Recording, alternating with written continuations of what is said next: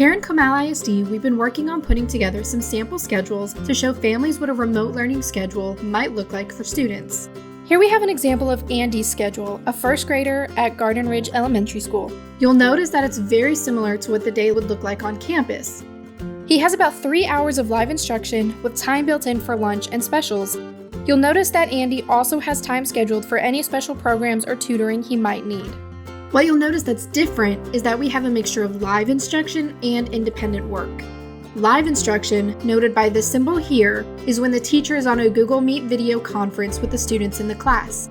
It could include things like guided practice, where the teacher monitors the students while they're working, teacher modeling, sometimes small group instruction, or even a science lab.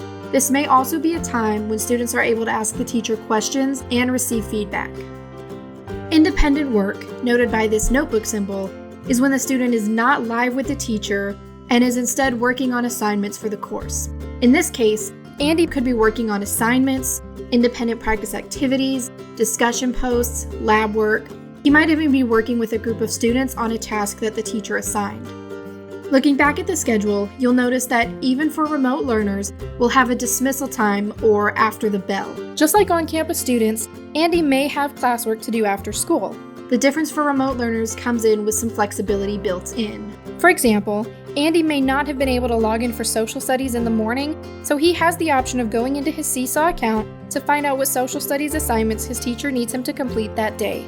Now that we have an overview of Andy's schedule, let's take a closer look at what a sample day could look like. Andy will start his day with a before-school routine.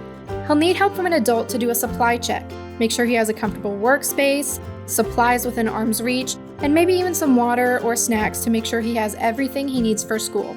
He'll also need help to do a tech check, making sure he has a strong internet connection, his computer is fully charged and plugged in, and his speakers, microphone, and camera are all ready to go.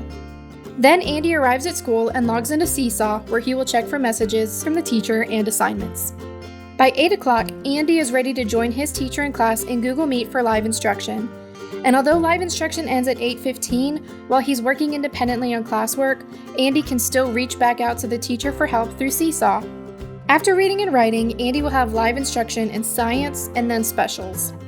After lunch, Andy will log into Seesaw for independent work on some math warm-up activities. Andy's day then continues similarly to how the morning worked, depending on how his teacher's schedules are arranged.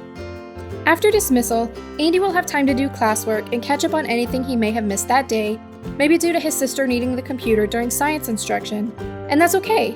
He'll just need to check to make sure he's completed the science task for that day in Seesaw. Remember, it's important for Andy to log into each class to complete the daily tasks by 11:59 p.m. so his teacher knows he was present and engaged for the day.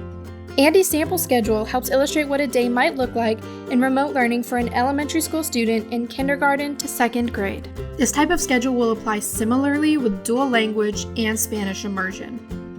To learn about other schedules or to get more information, visit our Comal Parent Center at comalisd.org.